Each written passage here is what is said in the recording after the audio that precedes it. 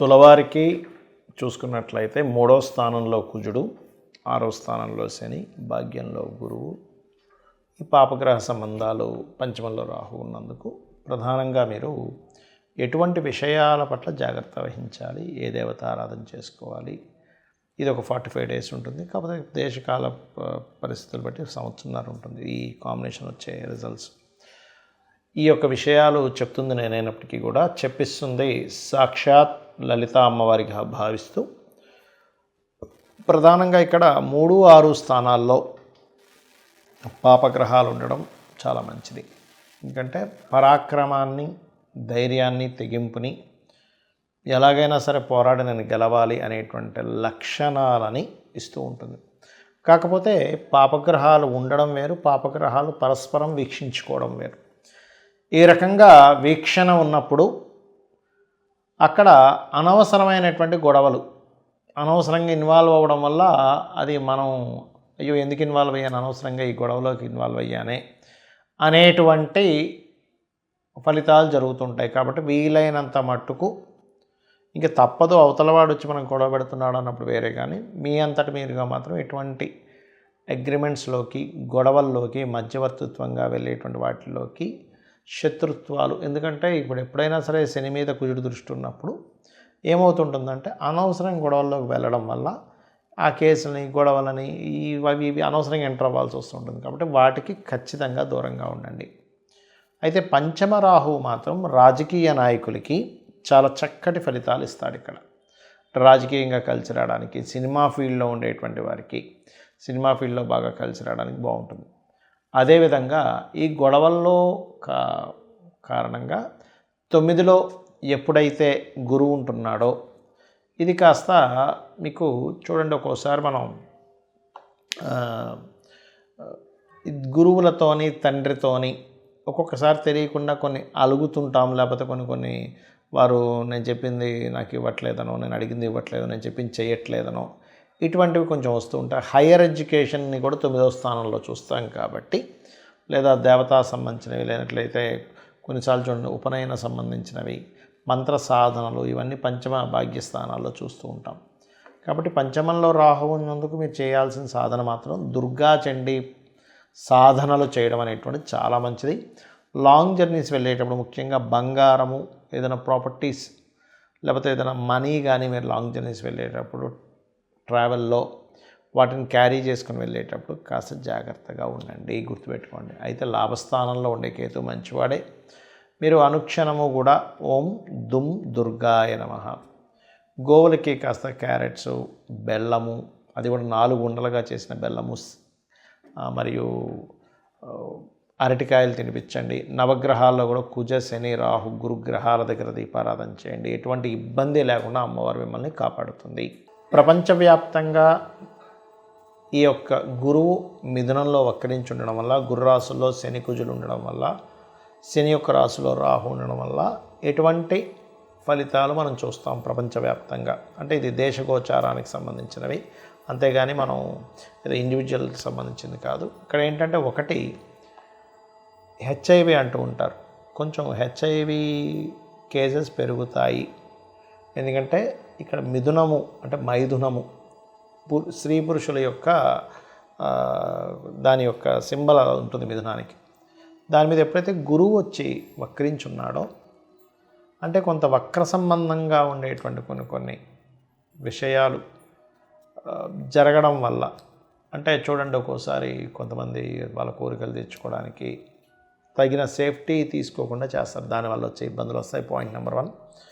రెండవది గాలి, విపరీతమైనటువంటి గాలి, వర్షాలు రావడం, లేకపోతే వాతావరణంలో ఒక రకమైనటువంటి ఇన్ఫెక్షన్స్ అనుకోండి, ఒక రకమైనటువంటి గాలి నుంచి వచ్చేటువంటి అంటువ్యాధులు అనుకోండి, రెస్పిరేటరీ సిస్టమ్ మీద, అంటే వాళ్ళ ఊపిరితిత్తుల మీద ఎఫెక్ట్ చూపిస్తూ ఉంటుంది, లేదా వాళ్ళు తీసుకునేటువంటి శ్వాస మీద, ఇట్లాంటి వాటి మీద ప్రభావం చూపిస్తూ ఉంటుంది ప్రపంచవ్యాప్తంగా. అదేవిధంగా కాస్త విమానాల మీద వెళ్ళేటప్పుడు, విమానాలు నడిపేటువంటి వారు, విమాన సంస్థలు కాస్త జాగ్రత్తగా ఉండాలి. అలాగే కొన్ని సనాతన ధర్మ సంబంధంగా ఇప్పుడు ఒక్కోసారి చూడండి, మనం కొన్ని దేవాలయాల్లోని లేదా సనాతన ధర్మపరంగా లేనట్లయితే ఒకే మతంలో ఉండేవాళ్ళు కూడా కొంత వాళ్ళ మీద వాళ్ళకి విద్వేషాలు పెరగడం, మత కల్లోహాలు రావడం, ఇటువంటివి కాస్త ఎక్కువగా ఉన్నాయి. అయితే ఈ షేర్ మార్కెట్ సంబంధించిన క్రాష్ అవ్వడము, సాఫ్ట్వేర్ రిలేటెడ్ సంబంధించిన కొన్ని హ్యాక్ అవ్వడము, ఇటువంటివి బలంగా జరగనున్నాయి. కాబట్టి ఈ సాఫ్ట్వేర్ సంబంధంగా మీరు ఏవైతే సంస్థలు నడుస్తుంటాయో మీ యొక్క, ఎందుకంటే ఇది ఆల్మోస్ట్ నవంబర్ మిడిల్ నుంచి స్టార్ట్ అయిపోయింది కాబట్టి పెద్ద పెద్ద సంస్థలకు సంబంధించి హ్యాకింగ్ చేస్తూ ఉంటారు.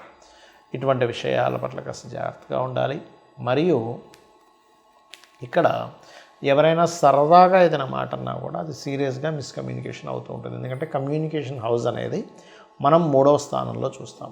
ఎప్పుడైతే 3వ స్థానంలో గురువు ఉండి గురువు యొక్క రాశుల్లో శని కుజులు ఉంటూ ఆ శని యొక్క రాశిలో రాహు ఉన్నప్పుడు ఇదంతా కూడా ట్రిపుల్, అంటే 3 సార్లు డిస్పాజిటర్ సిస్టంలో 3 సార్లు ఇదైంది. కాబట్టి ఖచ్చితంగా మీరు సరదాకి కూడా ఎవరితోని కమ్యూనికేషన్ చేసేటప్పుడు నెగ్లిజెన్సీగా చాలా డిగ్నిఫైడ్, చాలా జాగ్రత్తగా ఒక మాట మాట్లాడుతున్నాము, ఒక మెయిల్ పంపిస్తున్నాము, ఒకరికి ఏదైనా చెప్తున్నాము అన్నప్పుడు చాలా చాలా చాలా కేర్గా ఉండాలి. ఎందుకంటే ఆ కమ్యూనికేషన్స్ వల్ల కలిగేటువంటి ఫలితాలు ఆ రకంగా ఉంటూ ఉంటాయి. కాబట్టి ఈ యొక్క విషయాల పట్ల కాస్త జాగ్రత్త వహించాలి, గుర్తుపెట్టుకోండి. ఇక మీరు మరి ఇటువంటి ఫలితాలు జరుగుతున్నాయి కదా, బయటికి వెళ్ళాలంటే భయం వేస్తుంది, ఏమిటిది అని అనుకుంటే మీ యొక్క ఇష్టదైవాన్ని మనస్ఫూర్తిగా మీరు మనసులో తలుచుకొని ఇంటి నుంచి బయలుదేరండి. Point number 1. మీకు దగ్గరలో ఆలయాల్లో ఏవైనా చండీ పారాయణము, హోమాలు జరుగుతున్నప్పుడు అటెండ్ అవ్వండి. దీని ద్వారా చాలా మటుకు దోషాలు పోతాయి. మీరు అక్కడ ధనం కట్టాల్సిన అవసరం లేదు. ధనం లేని వాళ్ళు మామూలుగా అక్కడ కూర్చున్న 25% అంటే ఆ యొక్క క్రతువులో 25% మీకు ఫలితం వస్తుందని శాస్త్రాలు చెప్తున్నాయి. ఇక్కడ వెళ్ళి కూర్చుంటే చాలు. ధనం లేని వాళ్ళు అయ్యో డబ్బులు కట్టలేను కదా అని భయపడాల్సిన పని లేదు. అలా కాదండి, మా ఇంటి దగ్గర ఎక్కడ జరగట్లేదంటే కనీసం చండీ వినండి, లేదా ఓం దుమ్ దుర్గాయ నమః అనే నామస్మరణ చేస్తూ ఉండండి. గోశాలలకు వెళ్ళి కాస్త గోవులకి క్యారెట్స్, బెల్లము, గ్రాసము, అరటికాయలు ఈ 4టిని తినిపించండి. ఏదైనా ఇప్పుడు చూడండి, మనకి ఆలయంలో నవగ్రహాలు ఉంటాయి. వాటి దగ్గరికి వెళ్ళి గురుగ్రహము నెయ్యి దీపం పెట్టండి. శని గ్రహం దగ్గర నువ్వుల నూనెతో దీపం వెలిగించండి. కుజగ్రహం దగ్గర ఎర్ర ఒత్తి వేసినటువంటి దీపాన్ని వెలిగించండి. మరియు రాహుగ్రహం దగ్గర నార్మల్గా మీరు నిమ్మకాయ దీపం పెట్టండి.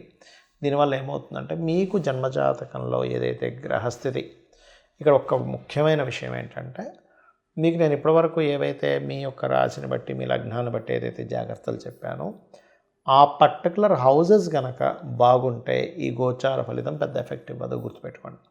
అలా కాకుండా పర్టికులర్ హౌస్ పాడైంది, ఇప్పుడు మరలా గోచారం అక్కడికి వచ్చింది, ఇబ్బంది. అంటే ఎలా అంటే కొంతమందికి చూడండి చలంటే పడదు, వాళ్ళు నార్మల్గా ఉన్నప్పుడు బాగానే ఉంటుంది, కానీ చలికాలం వస్తే వాళ్ళకి ఇబ్బంది వస్తుంది. ఎందుకు? వీళ్ళల్లో ఉండేటువంటి బాడీలో ఆ చలిని తట్టుకునేటువంటిది ఏదో ప్రాబ్లం ఉంది. అలాగే కొంతమంది వర్షంలో పొద్దునుంచి సాయంత్రం వరకు తడిచిన వాళ్ళకి ఏ జలుబు ఇది ఎందుకు? ఇక్కడ బాడీ చాలా ఇమ్యూనిటీ పరంగా కానీ ఏదైనా చాలా స్ట్రాంగ్గా ఉంది ఇక్కడ.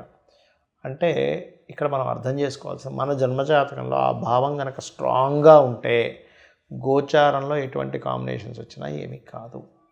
అలా కాకుండా ఆ భావం వీక్గా ఉంటే మనం ఇప్పటివరకు చెప్పుకున్నటువంటివి ఏవేవైతే మనం చెప్పుకున్న అంశాలు ఒక్కొక్క రాశిని బట్టి ఆ యొక్క పర్టికులర్ హౌజెస్లో మరింత పాపగ్రహాలు ఉన్నాయి, అప్పుడు దాని ఎఫెక్ట్ వస్తుంది. అలాంటప్పుడు ఖచ్చితంగా మీరు ఈ పరిహార మార్గం చేసుకొని అమ్మవారి యొక్క అనుగ్రహంతో మీరు బయటపడవచ్చు, అందులో ఎటువంటి సందేహం లేదు. అయితే ఇక్కడ ఇంకొక విషయం ఏంటంటే ఈ గ్రహస్థితి ఇలా ఉన్నప్పుడు నైరుతిలో ఎటువంటి దోషం కలగకూడదు. దోషం అంటే ఏమవుతుంది? నైరుతిలో ఎక్కువ వెలుతురు రావడం లాంటివి చేయకండి. కొంచెం చీకటి గదికి పెట్టుకోమని చెప్పారు నైరుతి. అదేవిధంగా దక్షిణం వైపు, ఎందుకంటే నైరుతికి రాహువు, దక్షిణానికి కుజుడు, గుర్తుపెట్టుకోండి. అదేవిధంగా శని అంటే పడమర.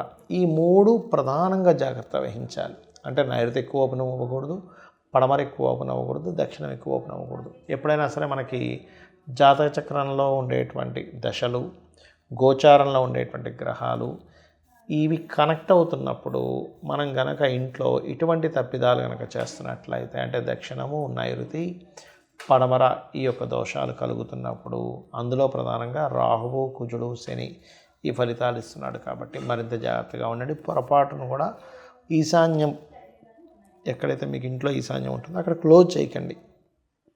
ఈశాన్యం ఎప్పుడు ఓపెన్గా ఉండాలి. ఎందుకంటే గురువు ఇచ్చే ఫలితాల్లో గురువు ఈశాన్యానికి కారకుడు. ఈ జాగ్రత్తలు తీసుకోండి, ఖచ్చితంగా మీకు బాగుంటుంది. శ్రీమాత్రే నమః.